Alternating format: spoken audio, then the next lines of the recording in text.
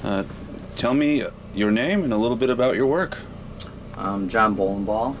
I've been making well, it started out, I just was documenting a cover-up, and the biggest cover-up in United States history, and we had 1 million gallons, and I believe it was about 3 million gallons that spilled into our local creek that went into the river, Kalamazoo River, and then went into Lake Michigan. And I seen 40 miles of dead fish, thousands of dead animals. I seen a dump truck full of dead animals once. And I didn't take a picture at the time because I thought, well, this is oil spill. It's the first one I ever worked on. And I figured, well, you know, that's what happens when you have an oil spill. But I had no idea later that they would say it didn't happen, that there was only 36 dead geese and things like that. And that the fish are fine.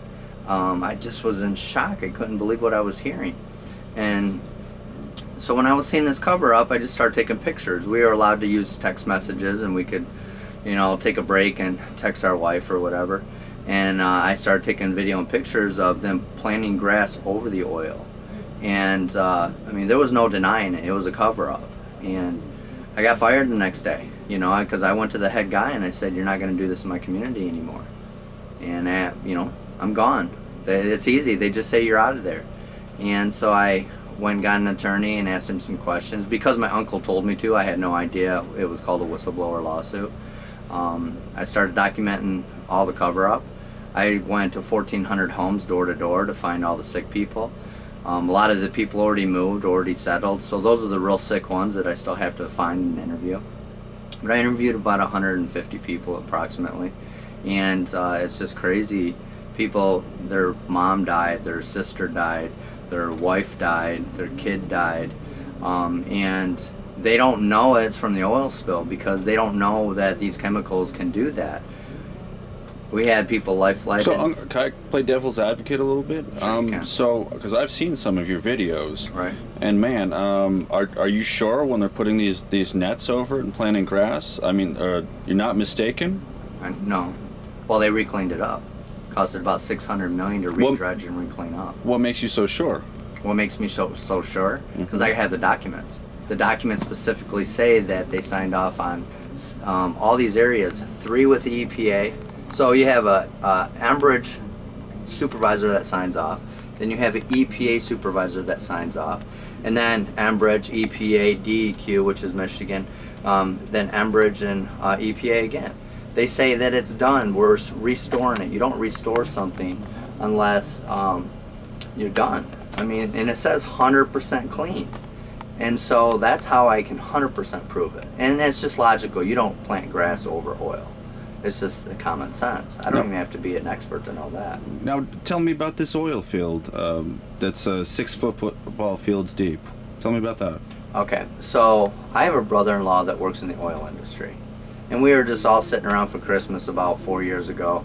And he said, you know, yeah, there was we buried oil in this one place, acting like it was no big deal. And I had testified under oath to this.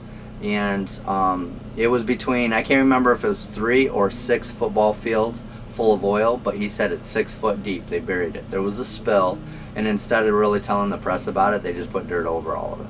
What they do is when there's spills, they just say it's maintenance. So they don't report 70% of the spills. It's back in some field, and the press is never around, and they get away with it. But in Kalamazoo, Michigan, I mean, for 3 days the spill occurred and no one knew about it except for the residents in the local area were starting to smell it. And I have people saying I smelled it 3 days before they said it happened. And then we have Enbridge looking for oil. I have witnesses saying, hey, there was an Enbridge truck saying they were looking for oil 24 hours before they even said it happened. And so they want to cover these up. They don't want anybody to know about what happens when there's an oil spill.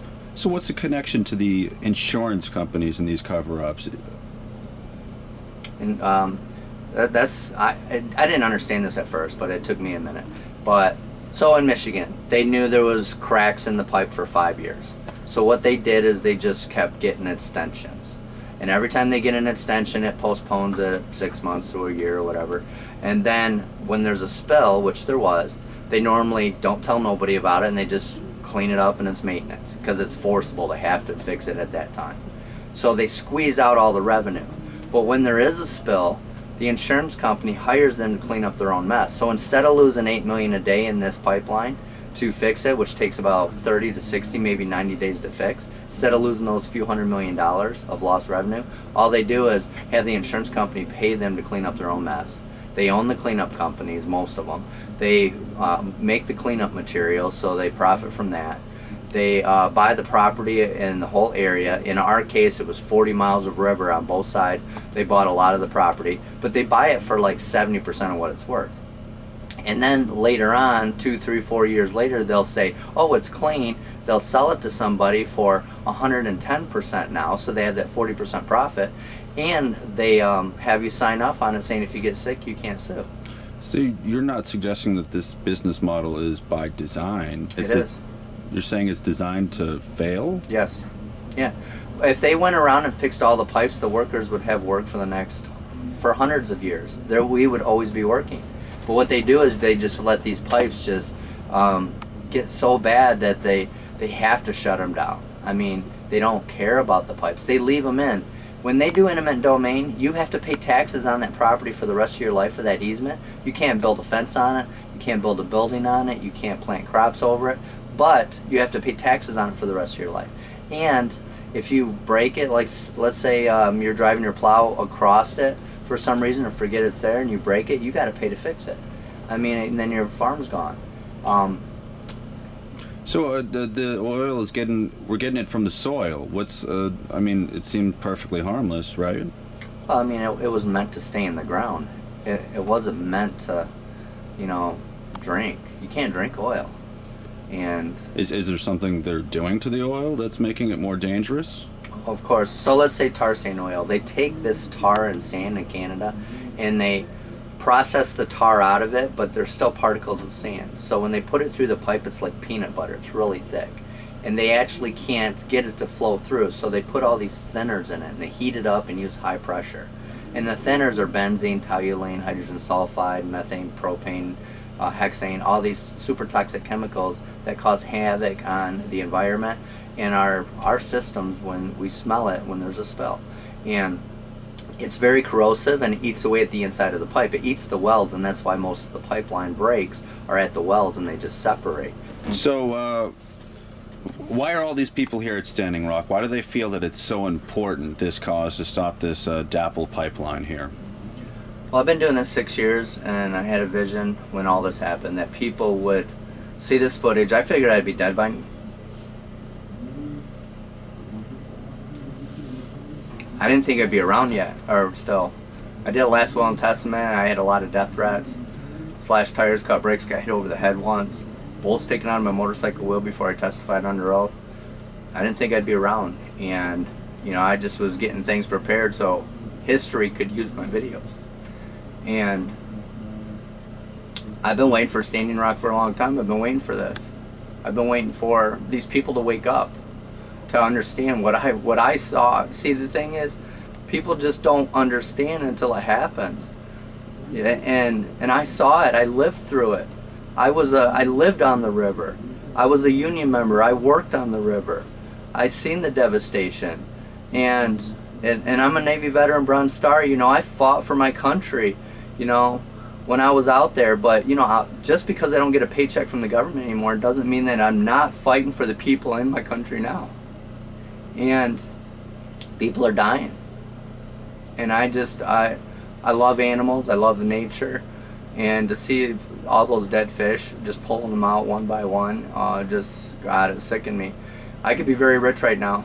If I would have just shut my mouth and documented the oil spill and the cover-up, and waited 2 years and they were gone, I would have got 10% of the cleanup after that, which was $600 million. I would have got $60 million.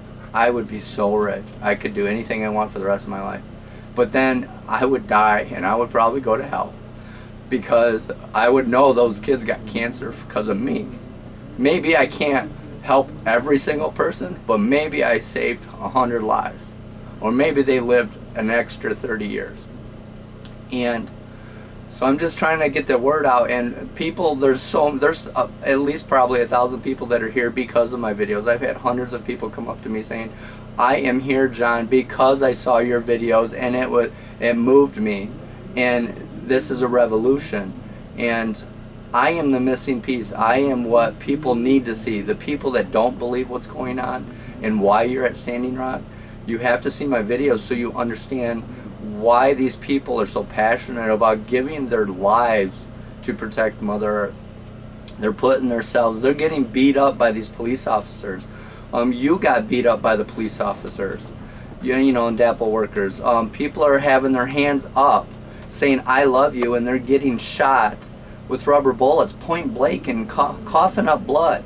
You know, they're spraying mace at people that are swimming. And I mean, I can't imagine if I can't breathe and I'm trying to swim, what's going to happen to me? Somebody's going to die. These police officers in the National Guard, somebody is going to die at the hands of our government. And Obama's letting it happen, and I know Trump's going to let it happen. And we have to do something to stop these pipelines. We have to fix the old pipelines we have. We have to start going to solar and wind. We do not need any new pipelines. The reason why is because 90% of all the new pipelines are 100% for export. It's not for the United States oil. It's not for your car. It is for someone else's car in another country. It's our biggest export in the United States is oil. And I mean, I had people argue with me about it. Get a job. I have a job. I work 16 hours a day, 14 hours a day, 6 days a week. I work hard, and I still do this on the side. And I've almost lost my wife and for it. She almost left me because this is so stressful on my family. The vacuum started smelling one day, and she called me crying and thinking there's a bomb in the house. This is traumatic. This is really hard what I do. And I just need everybody to just understand that Standing Rock is the right thing. The people that are giving their souls to this is doing the right thing. And I need your support. Please watch my videos. Go to DAPLlies.com or helpa.org. And it's very important. Just go watch just the top video. Send it to, if you know any movie stars, any rich people, send it to them. I just got to get the documentary done. I have not accepted donations for 6 years. That was a rule of mine. For 5 years I was not going to do it. I've been working lately, so I didn't accept any.